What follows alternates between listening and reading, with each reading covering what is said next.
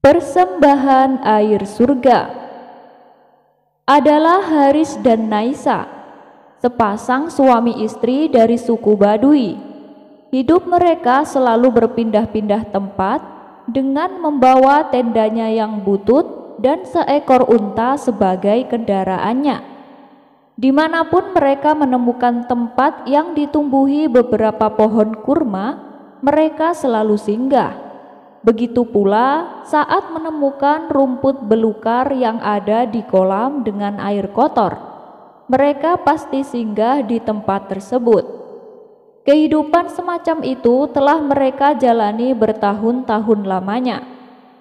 Dan Haris jarang sekali melakukan sesuatu di luar kebiasaannya sehari-hari, yaitu menjerat tikus gurun untuk diambil kulitnya, memintal tali dari serat kurma untuk dijual kepada kafilah yang lewat. Dan pada suatu hari dalam pengembaraannya, mereka menemukan mata air di tengah-tengah padang pasir.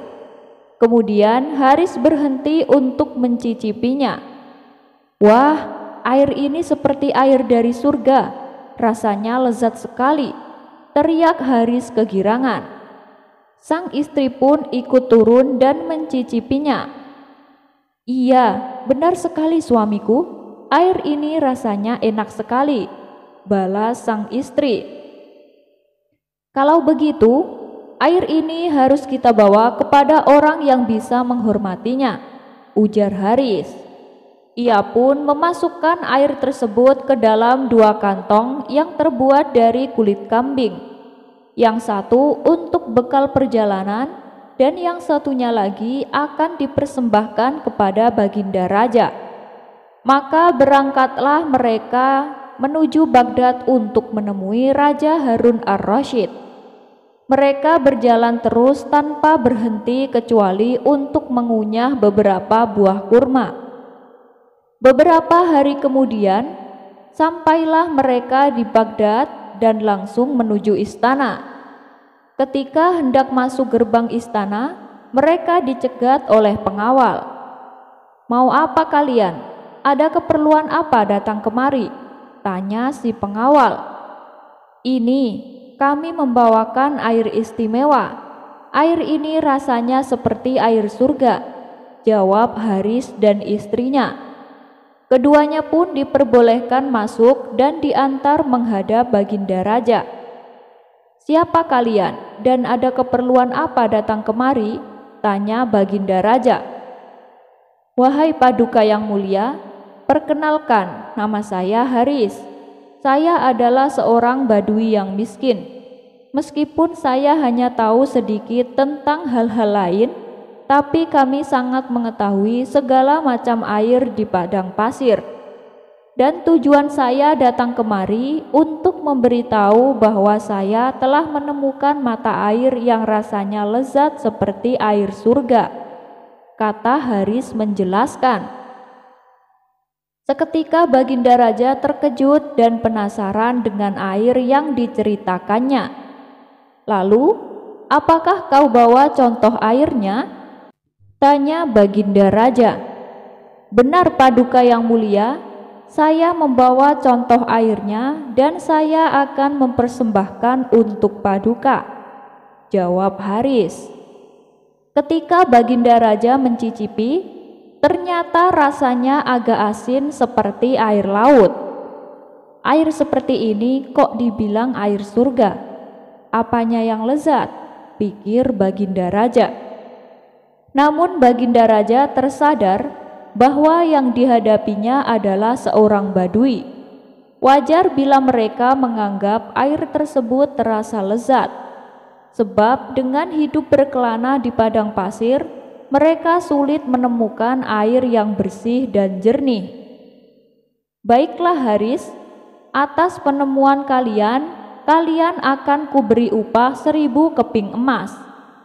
Dan mengenai mata air yang kalian temukan itu, silahkan bagi kepada kafilah yang lewat," tutur Baginda Raja.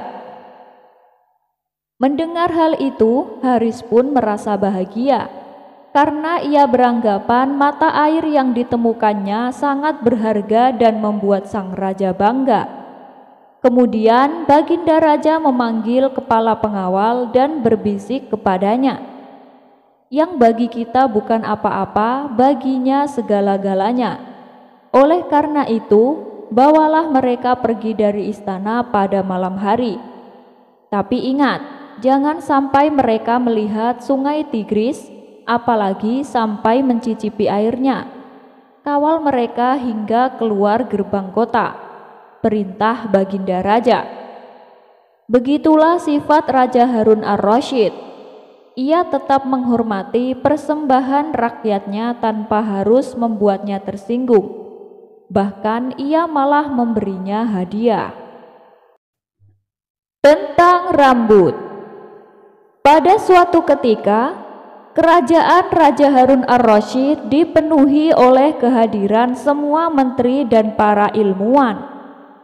Mereka sedang membahas tentang kejadian-kejadian aneh yang terjadi selama ini.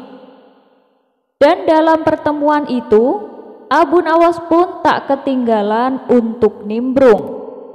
Ketika dalam waktu istirahat, seorang ilmuwan tiba-tiba menghampiri Abu Nawas. Ia ingin menguji kecerdasan Abu Nawas.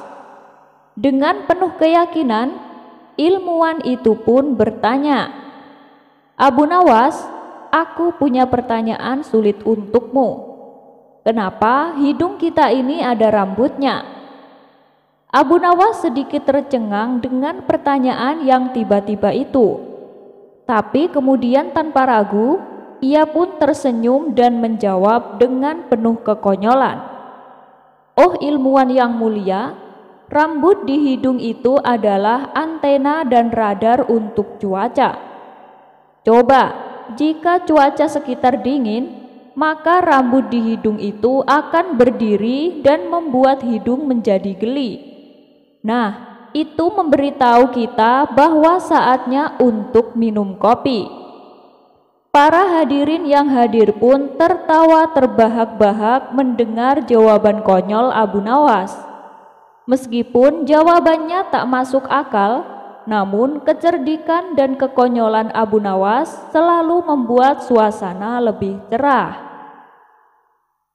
Dan beberapa bulan kemudian, kerajaan dihadapkan pada suatu masalah yang sangat serius. Sebuah bencana alam membuat tanah tidak subur dan rakyat pun menjadi kelaparan. Baginda Raja yang telah mencari berbagai macam solusi dengan menghadirkan semua menteri dan semua ilmuwan, tapi tak ada hasilnya. Akhirnya Baginda Raja pun meminta bantuan Abu Nawas untuk menemukan solusinya. Abu Nawas dengan pandangan penuh kekonyolannya pun mengusulkan, "Wahai Paduka yang mulia, sebenarnya tanah ini bukan tidak subur Paduka, mereka ini hanya kelaparan.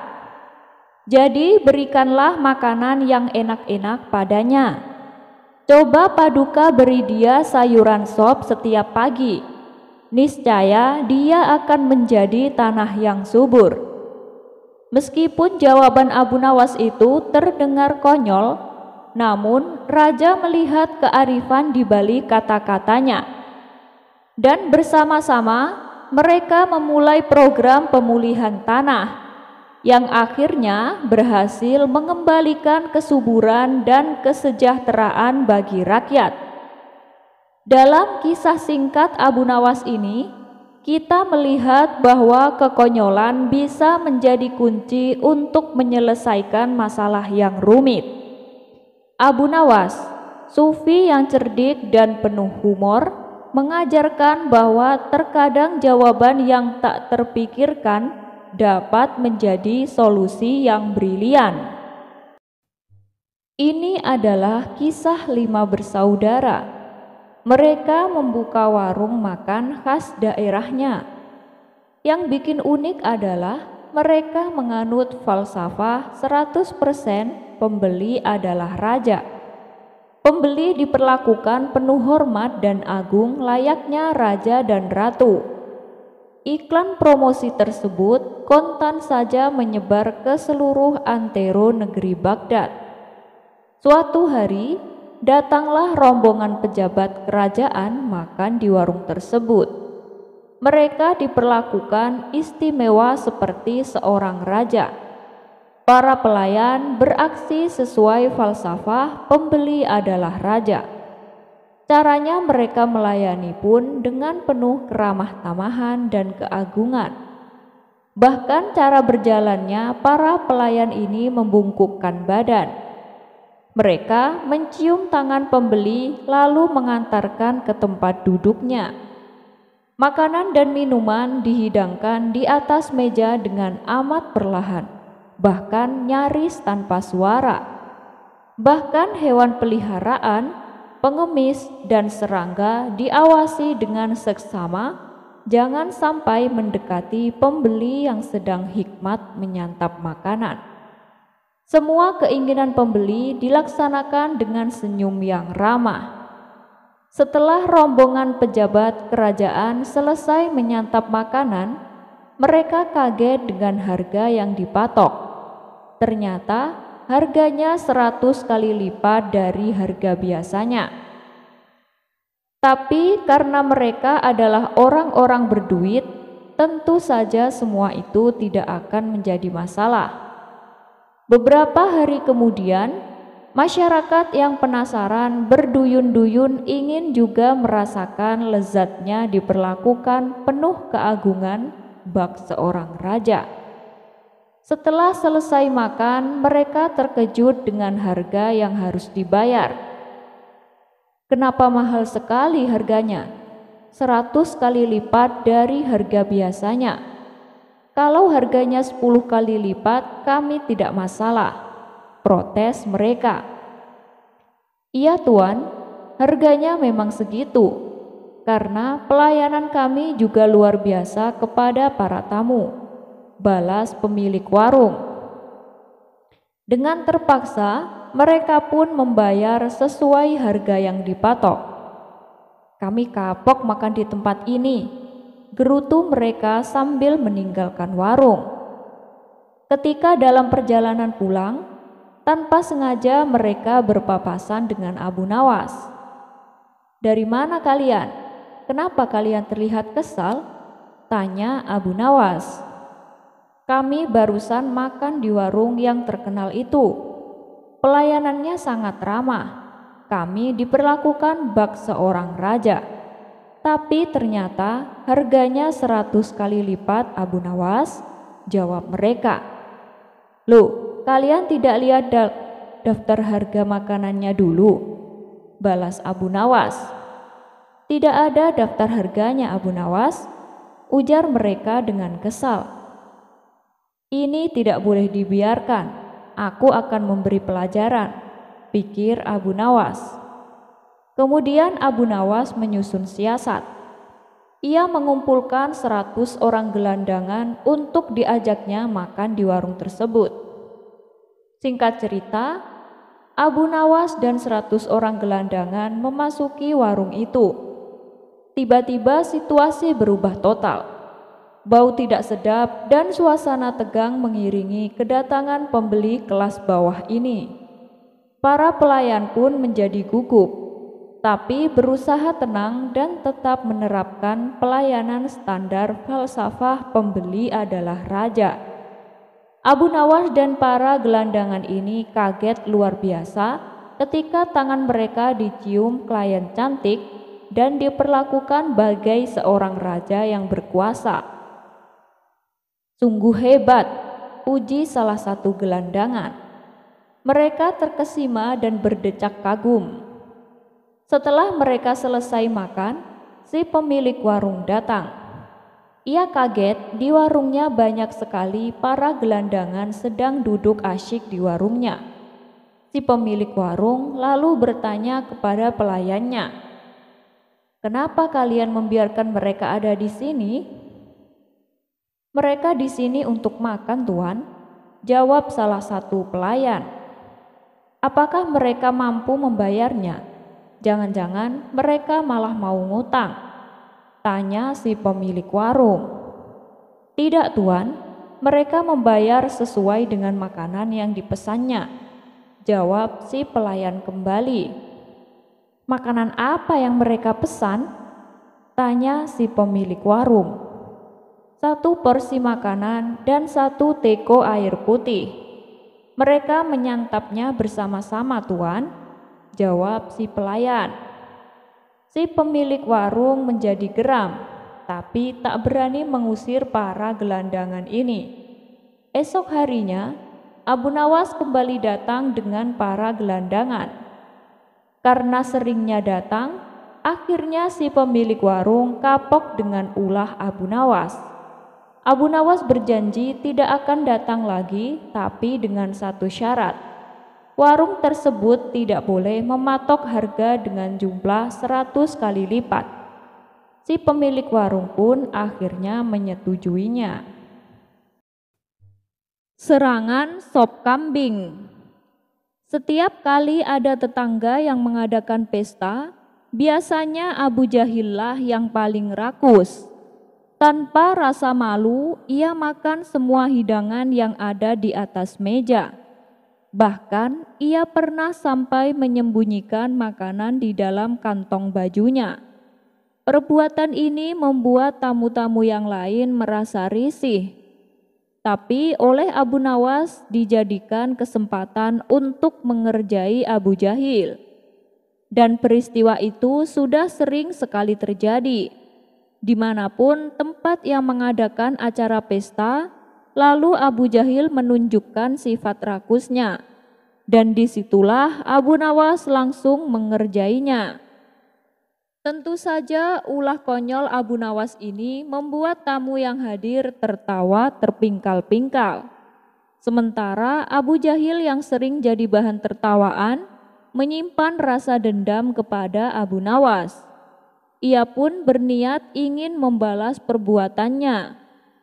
Hingga pada suatu ketika, Tuan Hamid yang merupakan tetangga mereka hendak mengadakan pesta syukuran. Semua tetangga diundang untuk makan malam, termasuk Abu Jahil dan Abu Nawas. Ini kesempatan yang tepat untuk membalas Abu Nawas, pikir Abu Jahil.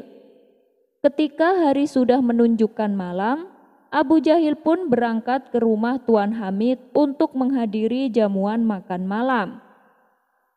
Sesampainya di sana, ternyata para tamu undangan sudah duduk berkumpul di depan meja yang besar. Di situ nampak juga Abu Nawas yang sedang duduk sambil ngobrol bersama tamu yang lain, sembari menunggu hidangan yang akan disajikan.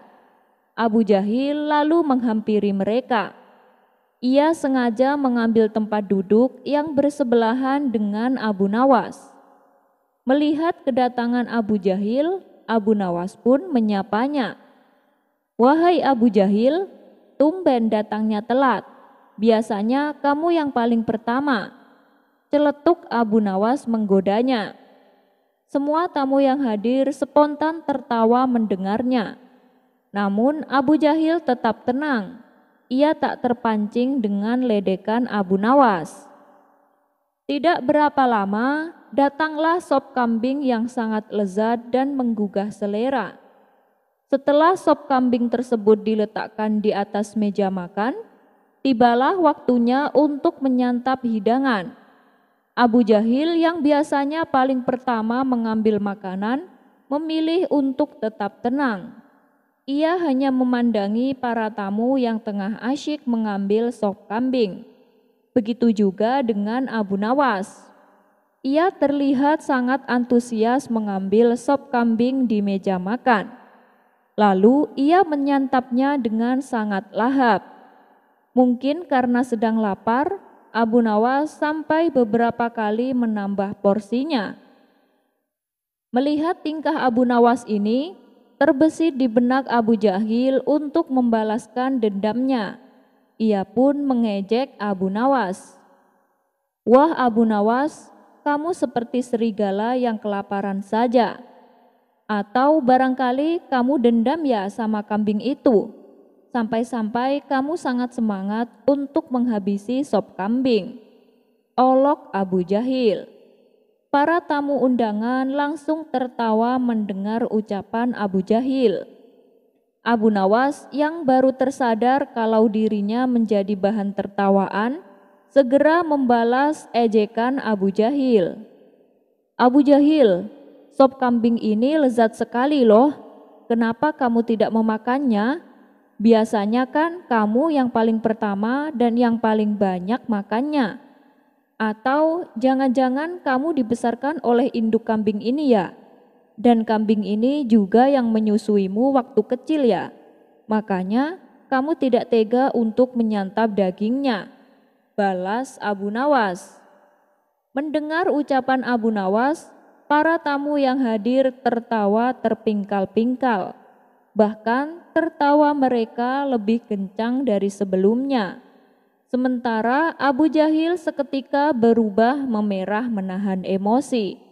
Ia pun memilih untuk meninggalkan acara pesta yang diadakan di rumah Tuan Hamid.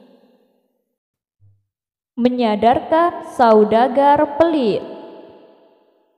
Suatu ketika, kota Baghdad sedang mengalami musim kemarau, sehingga membuat sebagian penduduk terpaksa menghentikan pekerjaannya sebagai petani. Namun, ada salah satu saudagar kaya mempunyai sumur besar yang masih mengeluarkan air. Karena derasnya air mengalir, si saudagar kaya terpaksa mengalirkannya ke sungai terdekat. Akan tetapi, warga setempat tidak diperbolehkan mengambil air yang mengalir tersebut, kecuali dengan membayarnya. Dan guna mengantisipasi airnya diambil secara diam-diam, si saudagar memerintahkan para tukang pukulnya menjaga di sepanjang aliran sungai. Warga setempat yang memang sedang membutuhkan air terpaksa membeli air kepada saudagar tersebut. Dan si saudagar pun kini bertambah kaya. Abu Nawas yang geram dengan hal ini lalu mengadukan kepada sang gubernur. Akan tetapi jawaban dari sang gubernur membuat Abu Nawas kecewa. Pasalnya sang gubernur juga tak bisa berbuat banyak. Ia beralasan apa yang dilakukan si saudagar tidak menyalahi aturan. Air itu kan memang berasal dari sumurnya, jadi wajar kalau dia menjualnya, kata sang gubernur. Tak puas dengan jawaban sang gubernur, Abu Nawas lalu pergi ke istana mendatangi Baginda Raja. Ia lalu menceritakan tentang perilaku saudagar kaya tersebut. Lalu, apa yang harus aku lakukan, Abu Nawas? Kalau menghukumnya itu tidak mungkin, karena yang dilakukannya tak melanggar hukum, tutur Baginda Raja. Begini saja Paduka, saya punya rencana. Tapi pertama-tama angkat dulu saya sebagai gubernur Baghdad, ujar Abu Nawas. Apa kamu yakin, Abu Nawas? Biasanya kamu selalu menolak menjadi pejabat, kata Baginda Raja. Ya, ini sifatnya hanya sementara Paduka. Kalau masalah ini sudah selesai, saya akan melepaskan jabatan saya, balas Abu Nawas. Baginda Raja pun menyetujui permintaan Abu Nawas tersebut. Beberapa hari kemudian, tersiar kabar bahwa Abu Nawas kini menjadi gubernur yang baru menggantikan gubernur yang lama. Disinilah rencana Abu Nawas mulai dilancarkan. Ia membentangkan spanduk besar di tengah alun-alun kota Baghdad. Adapun spanduk tersebut berisi tulisan yang berbunyi, "Kota ini sekarang milikku, begitu juga dengan matahari yang bersinar. Bagi siapa saja yang merasakan sinar matahari harus membayar upeti kepadaku, kecuali untuk orang-orang miskin." Tertanda Abu Nawas. Akhirnya perbuatan Abu Nawas mendapat protes dari masyarakat, terutama oleh orang-orang kaya, termasuk si saudagar kaya yang selama ini menjual air sumurnya. Aturan macam apa ini? Abu Nawas telah berlaku zalim. Kita harus melaporkannya kepada raja, kata saudagar tersebut. Ia pun lalu menghasut warga untuk ikut bersamanya ke istana. Setelah mereka sampai di istana, saudagar itu langsung menghadap baginda raja. Paduka telah keliru menjadikan Abu Nawas sebagai gubernur, kata si saudagar. Tenang dulu, memangnya kenapa? Apa yang dilakukan Abu Nawas? Tanya baginda raja. Abu Nawas telah menyalahgunakan jabatannya untuk memeras warga. Masa ia menjual matahari dan rumahnya yang terkena sinar matahari harus membayar upeti kepadanya? Ini tidak masuk akal, Paduka, jawab si saudagar memberitahu. Baiklah, masalah yang seperti ini akan saya selesaikan, balas baginda raja. Baginda raja pun memerintahkan beberapa prajurit untuk memanggil Abu Nawas. Dan singkat cerita, datanglah Abu Nawas ke istana. Ia pun terkejut melihat ratusan orang berkumpul di hadapan baginda raja. Abu Nawas, apa benar kau menjual matahari? Apa maksud dan tujuanmu? Tanya baginda raja. Benar, Paduka, saya menjual matahari. Tapi ini saya lakukan hanya seperti yang saudagar ini lakukan. Dia menjual air yang telah mengalir ke sungai. Alasannya karena air tersebut berasal dari sumurnya. Nah, begitu juga dengan kota Baghdad. Karena aku adalah gubernur penguasa, maka segala sesuatu yang ada di Baghdad di bawah kekuasaanku. Dan aku berhak menjual matahari yang menyinari kota Baghdad, terutama kepada saudagar ini. Aku akan menjualnya 10 kali lipat lebih mahal, ujar Abu Nawas. Bagaimana ini wahai saudagar? Apa pembelaanmu? Tanya baginda raja. Tapi bukankah matahari milik Allah? Kenapa diklaim menjadi milik Abu Nawas? Protes si saudagar. Abu Nawas yang mendengar pembelaan si saudagar langsung menyerangnya dengan kata-kata. Begitu pula dengan air sumur kamu. Kamu kenapa mengklaim menjadi milikmu? Padahal airnya telah luber sampai ke sungai.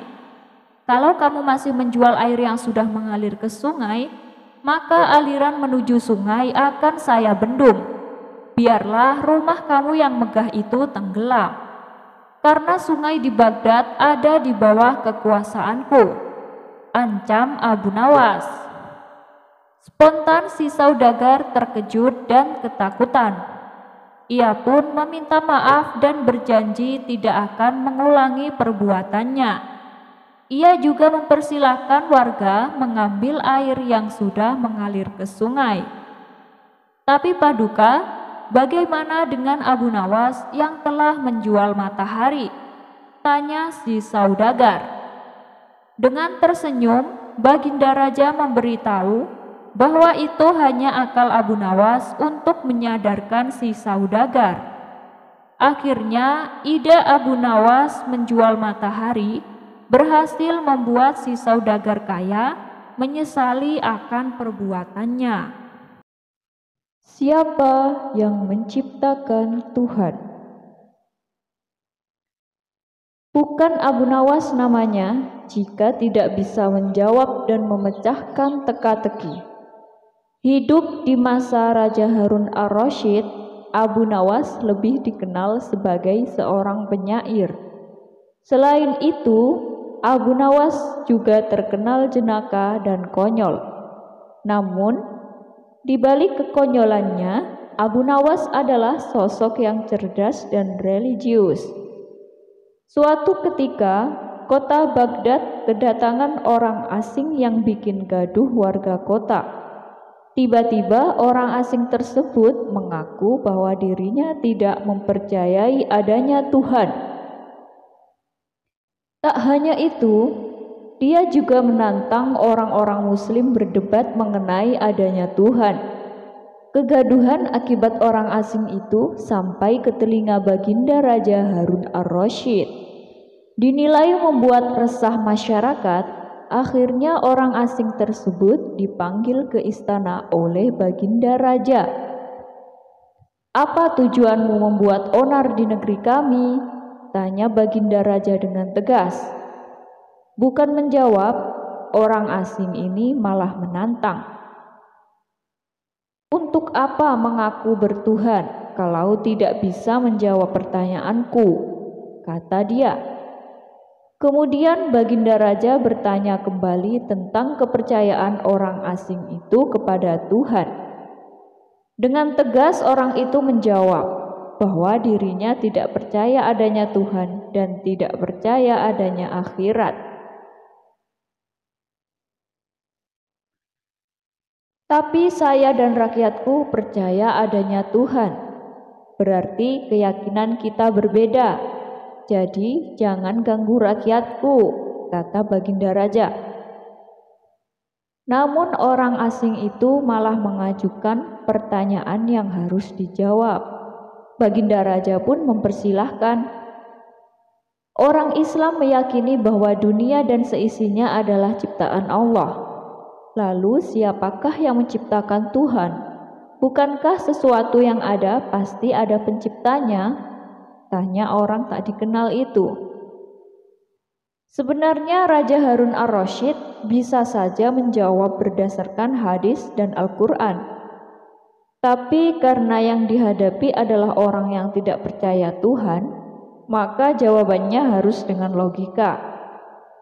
Kemudian salah satu menterinya membisikkan kepada Baginda Raja, "Paduka, kalau soal beginian serahkan saja pada Abu Nawas.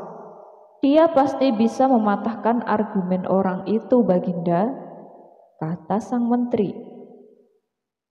Raja menyetujui usulan menterinya, maka dipanggillah Abu Nawas ke istana. Singkat cerita, Abu Nawas pun datang menghadap Baginda Raja.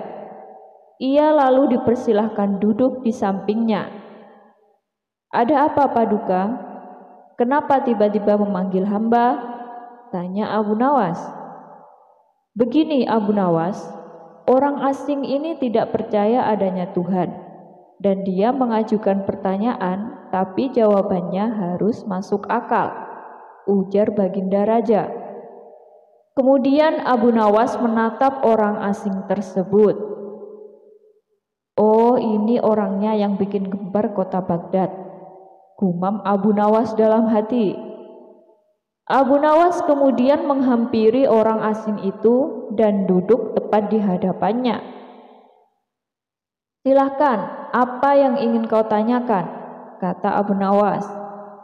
Dengan penuh kesombongan, orang asing tersebut memulai pertanyaannya.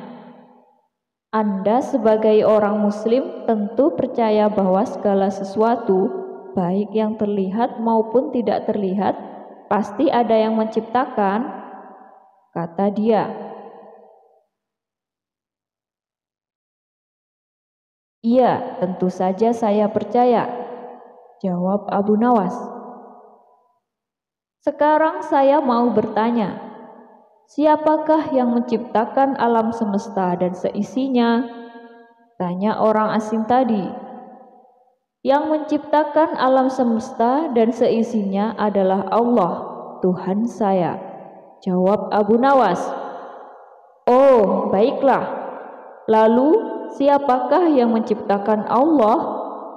Bukankah tadi Anda mengakui bahwa segala sesuatu, baik yang terlihat maupun tidak terlihat, pasti ada yang menciptakan," kata orang tadi.